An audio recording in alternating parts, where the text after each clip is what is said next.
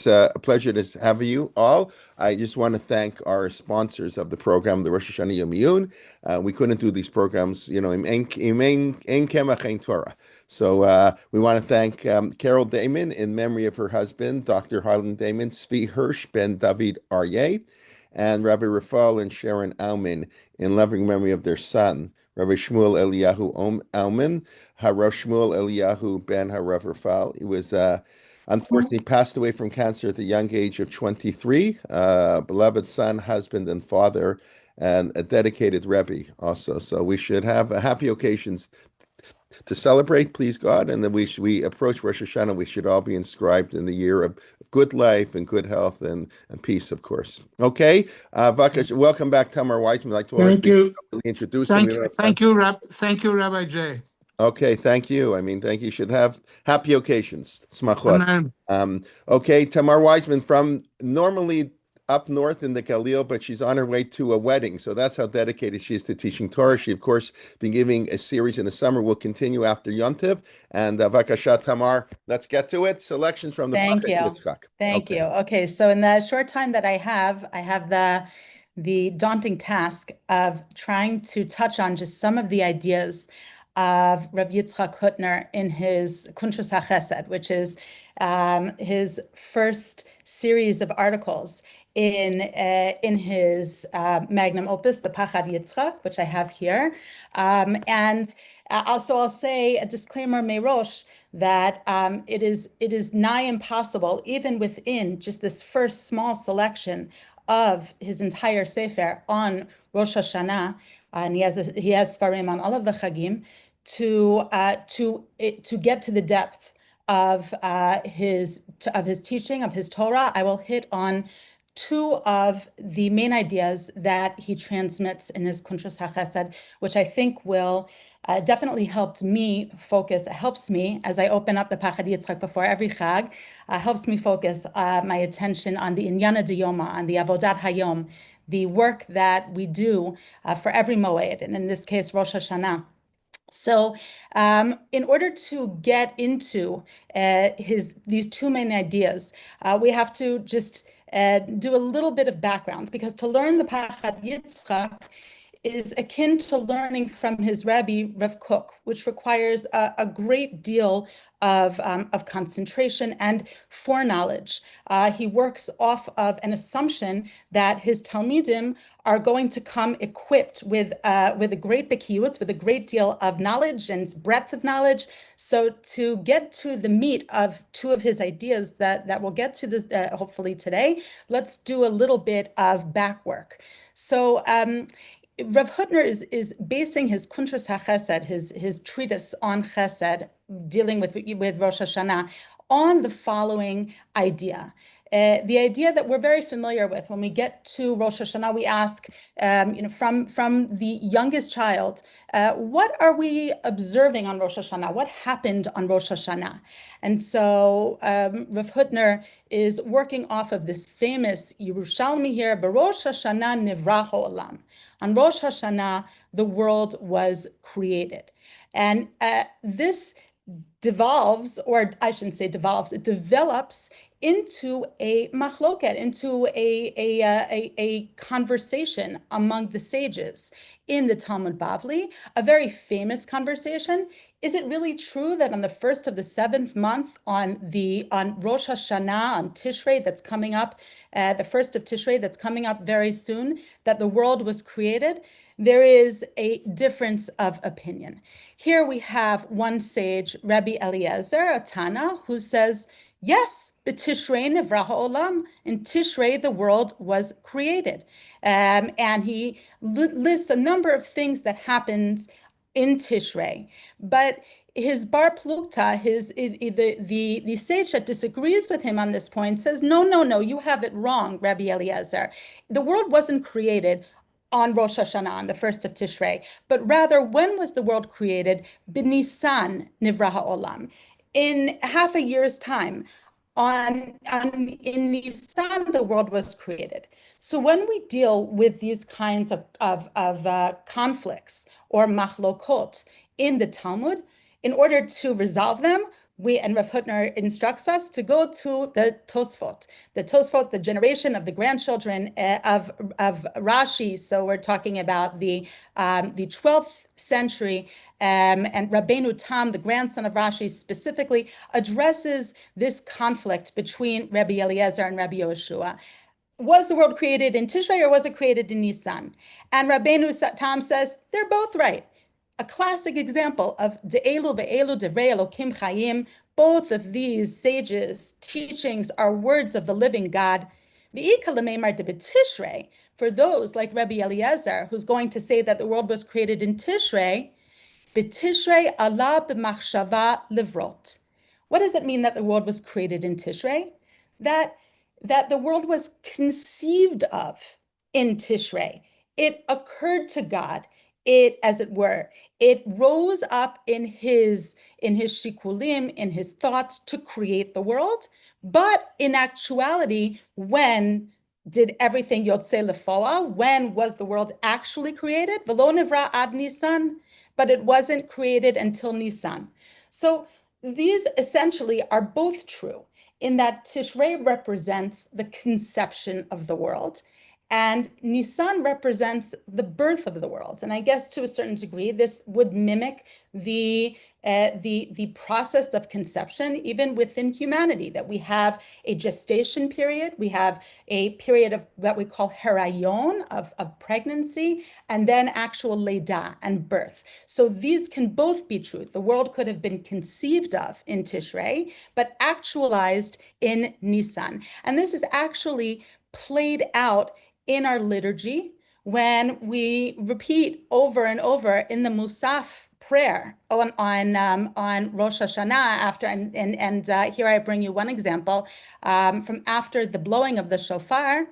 We sing Hayom Harat Olam, Hayom Yamid Bamishpat. But if we think carefully about this language, Hayom Harat Olam means this is the day that the world was conceived of.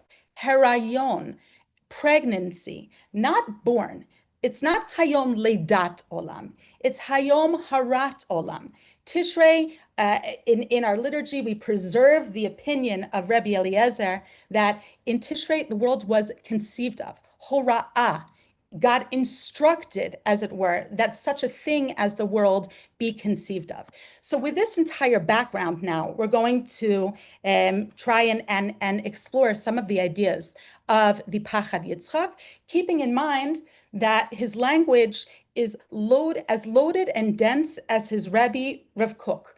Meaning that we don't have the time, unfortunately, to parse out every single a beautiful turn of phrase, but rather just to try to get to the concept embedded in the idea that Rosh Hashanah, that moed, that appointment in time that we are tapping into in shortly, is not the birth of the world, but rather the conception of the world.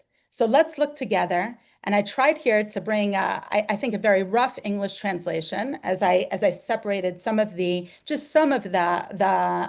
pieces of Rav Hutner's Kuntres haChessed. So we'll start at the very beginning. Chidush gadol matzanu ba'avodat hayom shel Rosh Hashanah. We find a great new idea when it comes to a week and a half's time when we are, or is it 2 weeks' time? No, a week and a half, a week, when we're going to be observing this moed of Rosh Hashanah. And where do we come up with this great chidush, this great idea? From a verse in the book of Nehemiah. Now recall that in the biblical book of Nehemiah, when the Jewish people were returning from the exile to Eretz Yisrael, and they were led by Ezra and Nehemiah, they did not necessarily remember how to observe the Torah. So they had to be instructed by Ezra and Nehemiah. And when it came to Rosh Hashanah, they had no idea how to observe it. So Nehemiah instructs them. Vayomer lahem, Nehemiah says,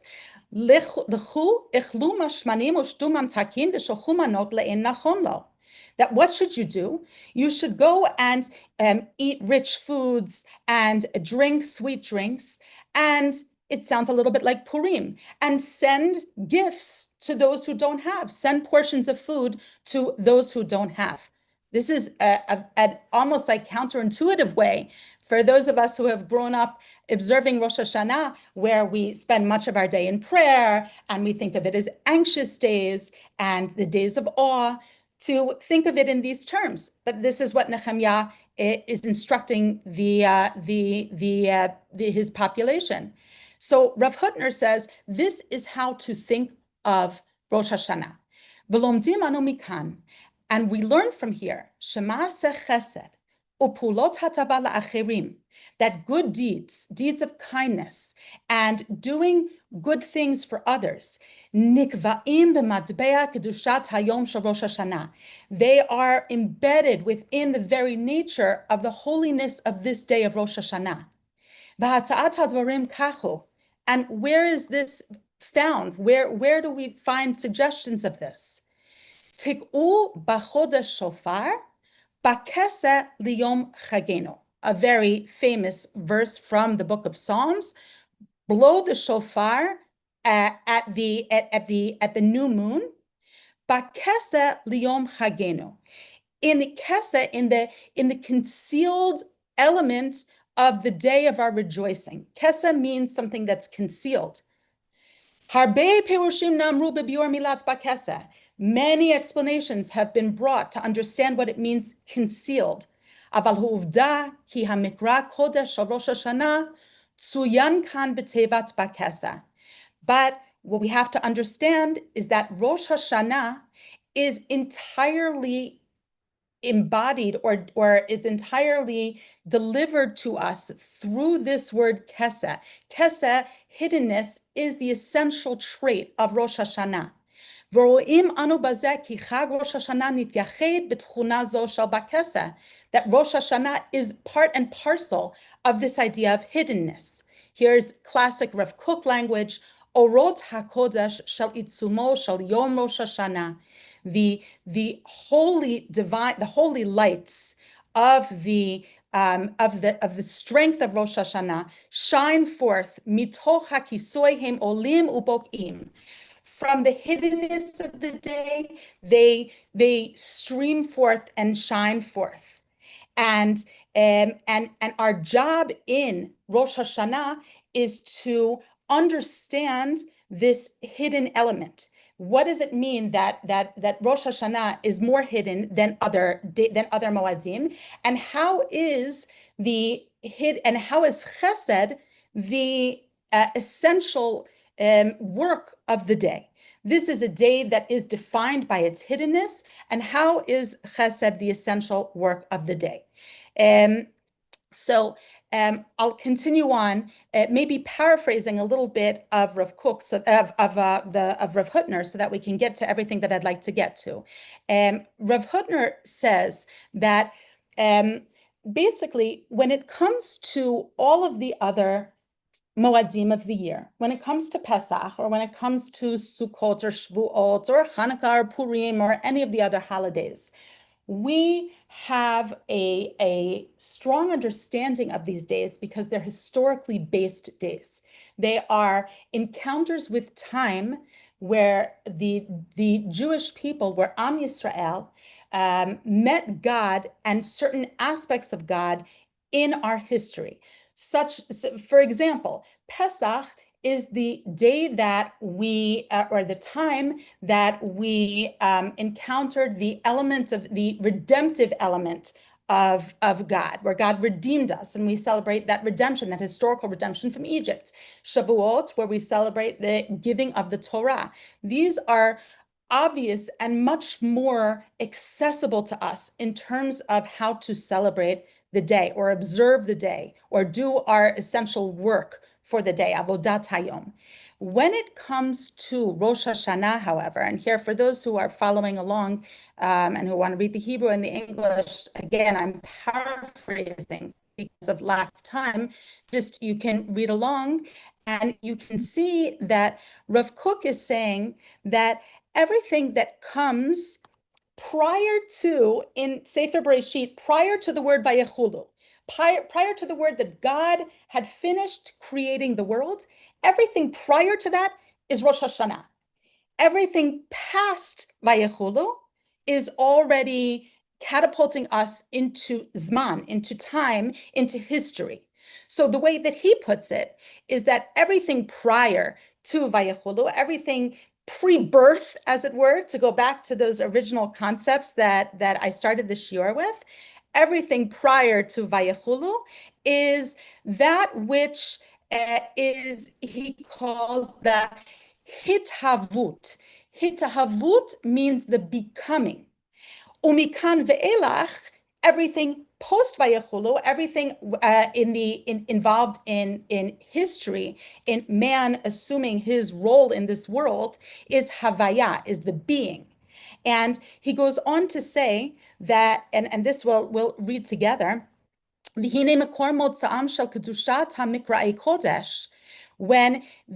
we discuss the sanctity of all of the holy days of Pesach, of Rosh Hashanah, of Yom Kippur, we are always talking about, or with the exception of Rosh Hashanah, we are always talking about history, Vayechulu ve'elach, everything that we can easily access, that we can understand, because it's in this world.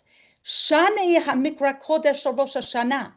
What is different, what stands as the exception to all of the other Moadim is Rosh Hashanah, because Rosh Hashanah is that which precedes time.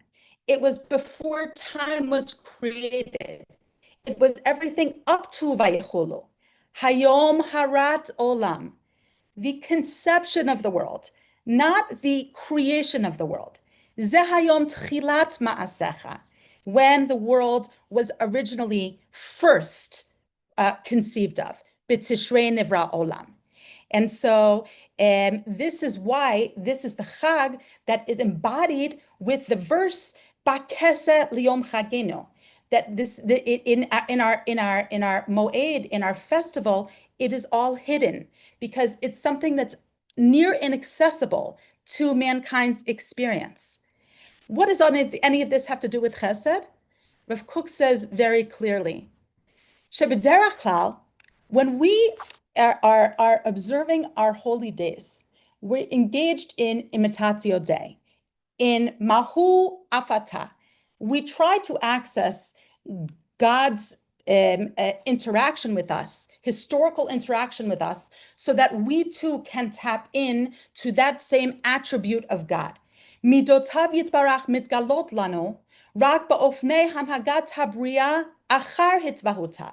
Generally speaking, this is much easier work to do because we can, all of God's attributes became manifest after the creation of the world, when the world already was, not when the world was in gestation, not when the world was just the concept of God. Hine midat chasdo yitzbarach, except for one attribute of God, the attribute of chesed, mitgale lanu be'etzem ha'uvda shel hitavut habriya. The attribute of chesed became manifest in the very concept of creating the world. Olam chesed ibaneh. The world was built from kindness. It was the ultimate act of kindness to conceive of creating a world, to conceive of creating a recipient for God's chesed. So Rav Hutner is saying that the entirety of the period of Rosh Hashanah, what we're doing with Rosh Hashanah is we are tapping into that pre-time, as it were, the Hayom Harat Olam, the conception of the world, not the actualization of the world, but that God thought to bring us to create this magnificent, wonderful world that we find ourselves in. And so then, of course, it follows that the work of the day has to be based around chesed, because imitatio Dei, we are meant to imitate these divine attributes. And if the divine attribute of the hithavut, of the becoming of the world, is entirely chesed and not any of the other attributes, because that is what, as it were, compelled God or motivated God to create the world. So then we rejoice in that chesed and we imitate that chesed through these acts of kindness. Midat haChesed shel olam chesed yibaneh, the attribute of kindness that created the world, that caused God to conceive of the world. Bazeh hayom shel harat olam, in next week's Rosh Hashanah, in the day that the world was conceived of, asher al binyan ze nomar haster dabar, that this entire construct is something that preceded time, that is not quite accessible to us, that we can't understand as much as the revelation of God at the Yam Suf, or the revelation of God at Matan Torah, or the revelation of God in the time of Purim. Ulumat zot, ba'avodatenu anu kachu hamahalach. But despite this, in our work on Rosh Hashanah, what are we meant to be involved in? Shelchu manot la'asher ein nachon lo, bazeh hayom asher tchilat ma'asecha. That indeed we are meant to expand ourselves, to relate to the others, to relate to everyone and to God by opening ourselves up to what chesed is. Chesed is not just acts of kindness. Chesed is the attribute of reaching others, connecting to others, of being part of this world and not closed in onto ourselves. Asher al ze ne'amar ba'kesel yom chagenu. Ki al ken b'tsemel Elokim bara et ha'adam. Because if we are created in the image of God, then our role in Rosh Hashanah is to imitate God, and specifically the attribute of chesed that caused the conception of the world, that caused God to create the world. Now, I see that I have how much? It's 4:37 in my time. That means that I have another 15 minutes, Rabbi Kalman? Yes? Correct. Okay. 15 to Okay. 16 and a half minutes. Okay, Yofi. So now I'd like to go on to another idea of Rav Kook's. Again, these are very complex ideas, but I think that it behooves us to at least taste from some of the gorgeous, complex Torah of the Pachad Yitzchak. So both of these ideas are based again on the idea of, I'll go back to the original sources, the idea of B'tishrei Allah b'machshava livrot v'lo nivra ad Nisan. That Rosh Hashanah is not the birthday of the world. It is, if it were, as it were, the pregnancy test of the world. It's when you realize that all of the potential of creation lies before you. It will be actualized over the course of the year, but this is a day to revel in potential. There is not yet a baby, but you are deeply in the process of creation. That is what Rosh Hashanah is. Harat olam, the herayon, the concept, the conception of the world. So with that, I'd like to go to another idea that Rav Hutner brings in his Kuntres haChessed. The day that is entirely hidden of Rosh Hashanah. Kol moed mitgalet chuna yidua miskuloteha shel bechirat Knesset Yisrael. Every single chag that we have reveals some essential aspect of the quality of Israel. Not just God's attributes, but how does Israel relate to God? How did God relate to Israel in some historical event? Tchunat Gaal Yisrael, the property of the Redeemer of Israel. What chag were we redeemed? That was Pesach. Tchunat Milamed Torah La'amo Yisrael. What about the quality of he who teaches the Torah to his nation Israel? Obviously, that's Zman Matan Torah Tena, when we receive the Torah on Shavuot. The quality of guarding and keeping Israel relates to Sukkot and the protection of Israel in the Midbar. Tchunot machalan l'shiftei Yisrael, he who forgives or atones for the tribes of Israel. Obviously, that's Yom Kippur, another historical event that finished the cycle of the giving of the Torah. Now Rav Hutner says, Mahi atchuna miskuloteha shel Knesset Yisrael haneglei b'Rosh Hashanah. But what is the special attribute, the special quality of Am Yisrael that is revealed on Rosh Hashanah? This is a very difficult question because Rosh Hashanah stands before time.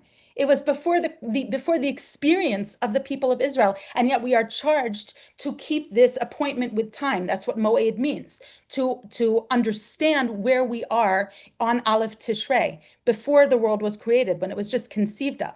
So let's see what Rav Hutner says. A fundamental transmitted idea is his to deliver to us. Ki tchunat haskula shel Knesset Yisrael hamofia b'Rosh Hashanah shma Geon Yaakov. That the quality of Israel that appears on Rosh Hashanah is known as the pride of Jacob, Geon Yaakov. Because if you recall, if you remember, we read a chapter of Psalms prior to the blowing of the shofar. We read it 7 times over. And in that chapter of Psalms, we have the verse, Yivchar lanu et nachalatenu, et Geon Yaakov asher ahev Selah. He chooses our inheritance for us, the pride of Jacob, who he loves forever. Allah Elokim b'trua, Hashem b'kol shofar. Right? God ascended with the trua. This is a continuation of those verses from that chapter in Psalms. Uvadai shero'oi lanu lehitorer b'havanat hayachas bein darga zo shel Geon Yaakov uvein kedushat hayom shel Rosh Hashanah. So it behooves us to be moved by understanding the connection between the holiness of Rosh Hashanah and the specific attribute of the pride of Jacob. What does that mean, the pride of Jacob? So Rav Hutner goes on to explain, and I didn't bring this section for you because it was very complicated. He said, the pride of Jacob means the potential for every single Jew to keep kol haTorah kula, to keep all of the Torah, to be exacting in his service of God and in exacting in his keeping of the mitzvot. And Rav Hutner says that this is something that is nigh impossible to attain. However, there were those throughout our history who tried mightily and who stand as examples for us of those who could be defined as Geon Yaakov, as the pride of Jacob. One of these was Rabbi Akiva. If you recall that famous story, and I bring you just a snippet here of Rabbi Akiva and Moshe Rabbeinu, B'sha'ah she'ala Moshe Rabbeinu l'marom, Moshe Rabbeinu ascends to heaven and he sees God tying the crowns onto the letters of the Torah and creating complexities to the Torah that defy Moshe Rabbeinu's understanding. And Hashem shows Moshe Rabbeinu in the future there will be the sage Rabbi Akiva who will achieve great achievements in Talmud Torah. And Moshe Rabbeinu eventually asked God, his Torah is unbelievable. Show me his reward. Hareini Torato, hareinu scharo. You've shown me his Torah. Now show me his reward. What does someone so remarkable get? And Moshe and God shows Moshe Rabbeinu that what happens at the end with Rabbi Akiva is shoklin bisaro b'mekolin, that we know this terrible martyrdom of Rabbi Akiva, that they weighed out his flesh in the butcher shop after they flayed it from his body, right? Probably in the context of the Bar Kokhba rebellion. Amar lefanav Ribono shel Olam, Moshe says, Master of the universe, zo Torah v'zo schara. This is the Torah and this is its reward. And look at what HaKadosh Baruch Hu responds. Shtok. Kach Allah b'machshava lefanai. This is what arose in my thoughts. Quiet, Moshe. There's something that defies your understanding. Kach Allah b'machshava lefanai. And Rav Hutner, not only a Talmud of Rav Kook, but Rav Kook as well, a Talmud of the Gra, the Gaon Mivilna, draws the connection between this midrash and what happened with Rabbi Akiva and what we had seen originally back in our sources in the Bavli, Allah b'machshava, that Rav Kook says, I'm sorry, Rav Hutner says, in quoting the Gra, he says, this is what originally God had intended. That God had intended for the world to be created to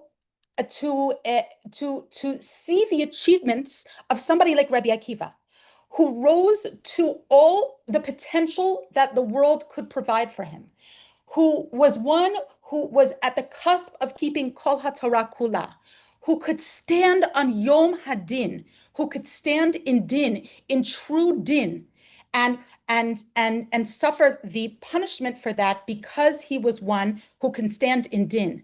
We know what happens. We know the continuation of this midrash, not the one in Menachot, but that I had quoted earlier, that God conceived of creating a world in din, in true justice, where every flaw, HaKadosh Baruch Hu medakdek b'tzadikim kechut hasara, every single sin, every single flaw would be accounted for and punished for, who come make kisei hadin, but he saw that the world couldn't exist like this, that there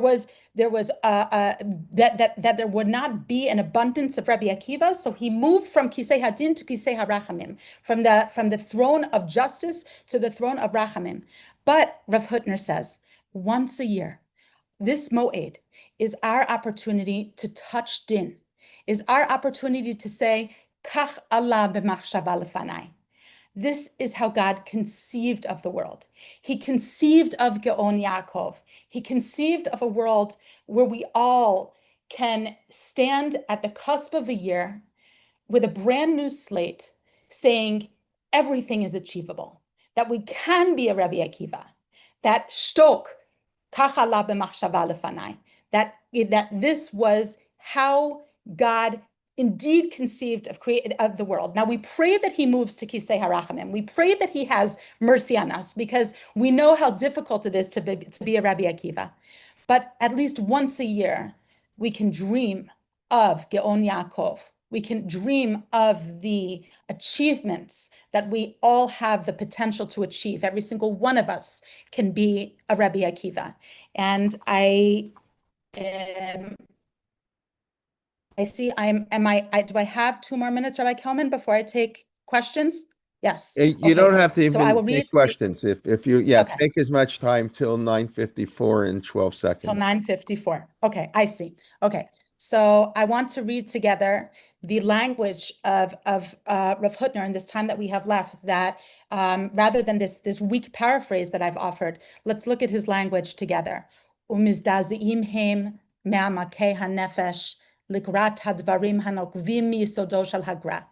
And he's shaking, and he says that the depths of the soul are shaken by the brilliant insight of the Gra, who again is saying that the midrash about Rabbi Akiva, Kach Allah b'machshava lefanai, is a statement of how I conceived that this world be created, God said. I conceived of this world for Rabbi Akiva. I conceived of a world that would be Yom Hadin, that could stand in din. That exacting judgment with righteous people in tzaddikim, who besor olam hadin sha'ala b'machshava. This is the original conception, not how the world was born. In Nisan, the world is born with rachamim, because the world cannot stand in din. Only a Rabbi Akiva can stand in din. But again, we can all be that. We can all wish and hope to be that. Ki olam, I'm moving on here. Ki olam hadin shel seder maaseh bereshit lo haya yachol lehitkayem. Because this perfect din, this harsh din, this exacting din, the yom hadin, the din muchlat, is how the world was conceived of being created. Maaseh bereshit lo haya yachol lehitkayem, but it could not exist. God understood that the world could not exist. Umikol makom, and nevertheless we have a Yom Hadin. Tzadikim adayin chayim hem ba'oto olam. That tzadikim can indeed live in din, and that is a she'ifa, that's an aspiration for us. That's what we are aiming for with Yom Hadin, to explore our potential, not to get beaten down, to say, all avenues are available to us. We can indeed keep Kol HaTorah Kula. This is the Gaon Yaakov. And here I will end with just a few words that Rav Hutner closes with. V'hine skulotah shel Knesset Yisrael hamitgalim b'seder hamoadim hem, and the specialness of Israel that is revealed in all of the in all of these holidays, whether we're talking about Pesach, where God redeemed us, whether we're talking about Shavuot, where God gave us the Torah, whether we're talking about Sukkot, Shomer Amo Yisrael, where God guards over us, or whether we're talking about Yom HaKippurim, where God atoned for us and forgave us. Realize that all of these are God's actions towards us. It's God redeeming us and God guarding us and God forgiving us. With Rosh Hashanah, it is different. Shane skulata shel Knesset Yisrael, hamitgalet biychud hanagat hadin dafka. When it comes to din, Geon Yaakov, we're the pride. We give HaKadosh Baruch Hu pride. Shekeni misamenet yachas ha'umah hanivcheret el bochra. It demonstrates our willingness to rise to the occasion and to be the pride of God. That we earn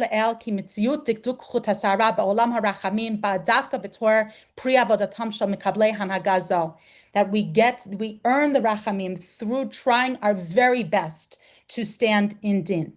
And so I'll end with a quick summary of these concepts that Yom Hadin, that Rosh Hashanah, the day of Kesa, the day of hiddenness, is the time that is pre-time. It is the time leading up to Vayechulu. It is the time of the conception of the world, of the gestation of the world, as it were, of the concept of the world, where God conceived of creating the world. And so that is why Chesed, which bore that, which was how God conceived of creating the world, caused the conception of the world, is the dominant attribute that we grab onto with this day of reaching out to God and to others and not staying tightly within ourselves, but expanding ourselves.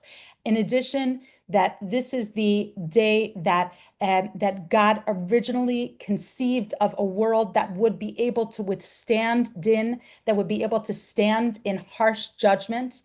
The world as it was created in Nisan is an amalgamate, as it were, or a mixture of din and rachamim. But with this moment in time, this moed of Rosh Hashanah, on Yom Hadin, we strip away our need for rachamim and say, yes, we can stand in din. We can do our very best. We can explore all of the potential that we have before us with a clean slate, without the baggage of the past, stand fresh and new in the concept of God of Yom Hadin. So thank you very much. And I'll just see if there are any questions. We have 45 seconds for questions. Anybody want to ask you a question? There is, I think, a comment or two quickly in the chat box if you want to take a look, as you said. Why is there a delay between conception to birth? I think that the idea of this delay of Tishrei to Nisan is more for our conceptual understanding. I don't know that we're actually going to link Tishrei and Nisan to any kind of historical pinning of the creation of the world, although it is true Nisan is the creation of Am Yisrael. And so as they're birthed from Egypt into the Am Skula. I think what is important conceptually here is the break, is that we have an idea of the conception of the world and the actualization of the world. And it is important for us to dwell on Rosh Hashanah, not on the creation of the world, but on all of the potential, that quiet, that hidden potential. I think of women in pregnancy, actually, and the time that women at Rosh Hashanah is also the specific time that our imahot were remembered for conception, Sarai Imenu and Hannah, and they were and so that idea of that which is samoy min ha'ayin, is hidden but is very much alive, is our potential, is all that we can bring we ourselves, Gaon Yaakov, can bring into creation and can actualize. So we need that lag between concept and actualization to understand that this is a process. Does he in any way suggest that the reversal of din by rachamim is a paradox comparable to the reversal of the past? In his Kuntres haChessed, no. But I think that it is as you're saying, because going back to Chesed, like the Chesed that bore the world, as it were, that created the idea of the world. Is that what you mean by going back to the past? I'm not sure I understand that. I Is think that what what he's saying, that's because your intention? we're gonna have to move quick. I think what he's saying is the idea to move from Din to Chesed is like reversing the past to the future. It's like a miracle that we can redo the past by tshuva, so too that we can turn Din into Chesed. I assume that's what you mean, Gershon? That is correct. Okay, so Okay. very quickly, 15 seconds. Okay, now I'll just say that I think that this is the time, not even the time of tshuva is obviously catapulted in Yom Hadin. We don't do vidui on Rosh Hashanah. It is our time to think deeply about every possibility that we have to achieve over the course of this year. Think positively and anxiously as well about all of the potential. Yes, in regards to this comment, yes, this is pre-time, that this is everything up to Vayechulu doesn't stand in our concept of time. When you ask before light, sun, moon, stars, yes, that is what the Avodat Hayom is. Okay, thank you, Tamar. I know you're off to a wedding. Pleasure. Mazel tov. Just Okay, want to let everybody know, after Yontif, Tamar will be giving a series on the Benot Rachel. She did in the summer the Benot Leah and Shvachot. So she'll be continuing after Yontif, sort of an examination of our Shmanim. Okay, Nechama, I see you're here. I think somewhere. Say hello. I just want to wish everybody a Shana Tova. I'm sorry, Nechama. Shana Tova. Thank you very much, Tamar. Okay.